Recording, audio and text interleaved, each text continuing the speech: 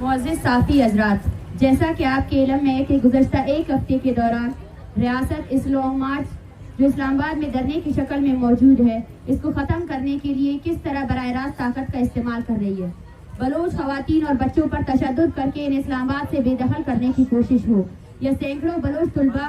طالب علم اور نوجوان جو اسلام آباد میں لانگ مارچ کے شرکاء کو ویلکم کرنے کے لیے جمع ہوئے تھے، ان پر شدید تشدد اور ان کی غیر قانونی گرفتاری اور جیل سے جبری گمشدگی، یہ تمام واقعات بلوچستان کے کسی گاؤں یا دیہات میں نہیں بلکہ پاکستان کے دارالحکومت اسلام آباد میں ہوئے ہیں اور دنیا اور کیمرے کے سامنے ہوئے،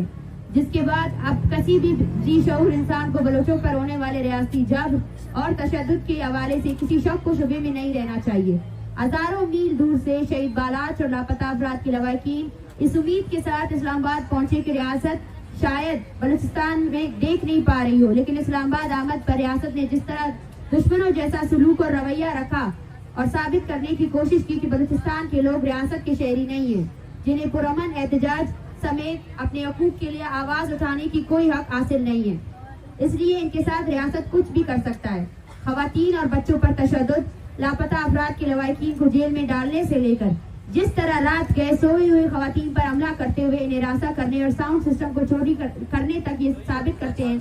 کہ ریاست بلوچوں کے خلاف ہر طرح کے حربے استعمال کر رہی ہے۔ معزز صافی حضرات، جب تشدد، لاٹھی چارج، واٹر کینن، جیل، تذلیل اور دیگر ذرائع لانگ مارچ شرکاء کی جدوجہد کو سبوتاژ کرنے میں ناکامیاب ہوئے تو انہوں نے صافی نما ریاستی اہلکاروں سے لواحقین کو ٹارچر کرنا شروع کیا۔ بہت سے ایسے صحافیوں کو اس نیت سے بھیجا تاکہ لانگ مارچ کے شرکاء کے حوالے سے ایک جھوٹا بیانیہ قائم کیا جائے، اور اس مقصد کے لیے جبری گمشدگی کے شکار افراد کے لواحقین اور دیگر سیاسی کارکنان پر ریاستی بیانیے کو پروموٹ کرنے کے لیے دباؤ ڈالا گیا تاکہ ریاستی دہشت گردی، قتل و غارت گری، جبری گمشدگی سے توجہ ہٹا کر ریاستی بیانیے کو سامنے لایا جائے، جو ایک سوچے سمجھے منصوبے کے تحت نفسیاتی ہراسگی کے زمرے میں آتا ہے۔ بلوچستان میں اس وقت ایک ہی حقیقت پایا جاتا ہے، اور وہ حقیقت بلوچستان میں لوگوں کی نسل کشی، جبری گمشدگی، وسائل کی لوٹ مار، ڈیتھ اسکواڈ، ریاستی فورسز کی دہشت گردی، غیر قانونی چھاپے، قتل و غارت گری، بلوچوں کی سیاسی، انسانی، معاشرتی، معاشی استحصال اور ریاستی اداروں کے خلاف کے ظالمانہ اقدامات ہیں۔ اس وقت پورا بلوچستان اس ریاستی جبر، تشدد، بربریت اور درندگی کے زد میں ہے، اور آئے دن اس میں اضافہ ہوتا جا رہا ہے۔ پوری دنیا کے سامنے جب ریاست پرامن مظاہرین کے ساتھ اس طرح پیش آتا ہے تو آپ سمجھ سکتے ہیں کہ بلوچستان میں میڈیا اور انٹرنیٹ کی غیر موجودگی میں ریاست کا رویہ کیسا ہوگا۔ اسلام مارچ کے حق میں مکران سے لے کر ڈی جی خان اور کراچی سندھ کے درجنوں علاقوں میں بلوچوں نے ہزاروں کی تعداد میں روڈوں پر نکل کر ریاست پر واضح کر دیا ہے کہ بلوچ قوم مزید ریاستی دہشت گردی قبول نہیں کرے گی، اور اس جبر کے خلاف مزاحمتی عمل میں برسر پیکار لاپتہ افراد کے لواحقین، ریاستی جبر کے شکار لوگ اور سیاسی جہدکار یکجا ہیں۔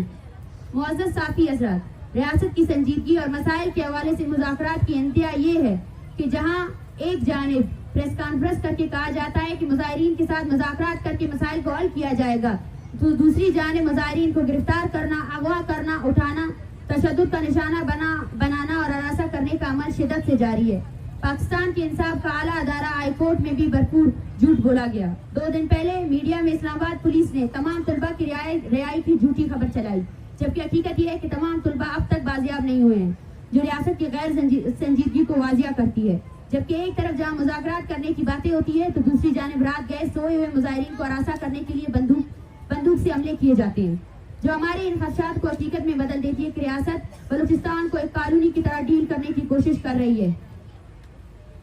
ریاست کو 3 دن کی الٹیمیٹم لاپتہ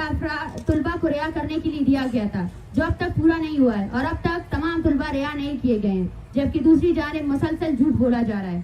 معزز صافی حضرات، تربت سے میلوں دور لاپتہ افراد کے لواحقین، ریاستی جبر کے شکار عوام اور سیاسی کارکنان اسلام آباد اس لیے آئے ہیں کہ انہیں انصاف مل سکے، لیکن ریاست نے جو رویہ دکھایا وہ کسی بھی طرح ایک ریاست کا اپنے شہریوں کے ساتھ پیش آنے والا رویہ نہیں، بلکہ آقا کا اپنے غلاموں کے ساتھ پیش آنے والا رویہ تھا۔ تحریک کے مطالبات پہلے دن سے واضح ہے اور انہی پر تحریک قائم ہے۔ ریاست کو درج ذیل مطالبات پر اگلے 7 دنوں کے لیے مذاکرات کا وقت دیتے ہیں۔ اقوام متحدہ کی ورکنگ گروپ کی سربراہی میں بلوچستان میں انسانی حقوق کی خلاف ورزیوں کی تحقیقات کے لیے ایک فیکٹ فائنڈنگ مشن بھیجا جائے۔ بلوچستان میں جبری گمشدگیوں اور ماروائے عدالت علاقتیں ختم کرنے کے لیے اقوام متحدہ کی ورکنگ گروپ کی موجودگی میں معاہدے پر دستخط کیا جائے. تمام جبری طور پر لاپتہ کیے گئے بلوچوں کو، خاص طور پر جن کے اہل خانہ اس دھرنے میں شامل ہے، کو فوری رہا کیا جائے.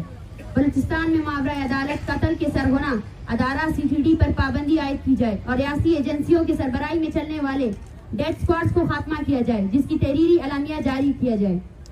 جبری طور پر لاپتہ افراد کو جعلی مقابلوں میں قتل کرنے کا اعتراف کیا جائے، جس کے لیے وزارت داخلہ کی جانب سے اعترافی خط جاری کیا جائے اور پریس کانفرنس بھی ہونی چاہیے جس میں تمام متاثرین کے نام شامل ہو، اور اس کے ساتھ ہی پرامن مظاہرین کے خلاف تمام جعلی FIR واپس لیے جائیں. اگر درج بالا مطالبات پر ریاست نے سنجیدہ مذاکرات نہیں کیے اور سنجیدگی نہیں دکھائی، اور جس طرح انہوں نے گزشتہ ایک ہفتے کے دوران مظاہرین کے ساتھ رویہ رکھا ہوا ہے اور یہ سلسلہ جاری رہا، تو ایک ہفتے کے بعد تحریک کی جانب سے ریاستی نسل کشی کی پالیسیوں اور بلوچستان کے ساتھ کالونی جیسا سلوک کرنے پر ریاست کے تمام اداروں سے واضح مایوسی کا اظہار کر کے ہم اپنا مدعا بلوچ عوام کے سامنے رکھیں گے اور پھر فیصلہ عوامی قوت کرے گی. اس ایک ہفتے میں ریاست کو بلوچوں پر واضح کرنا ہوگا کہ وہ بلوچوں کی نسل کشی کے حوالے سے کتنا سنجیدہ ہے، تو انہیں عملاً ثابت کرنا ہوگا. اور بلوچستان میں جبری گمشدگیوں، ماورائے عدالت قتل سمیت تمام قسم کی انسانی حقوق کی پامالیوں اور غیر قانونی اقدامات فوراً بند ہونے چاہیے. اگر ریاست اپنے کالونیل مائنڈ سیٹ کو تبدیل کرنے کے لیے تیار نہیں ہے تو پھر فیصلہ بلوچ عوام کے کورٹ میں ہوگا. شکریہ.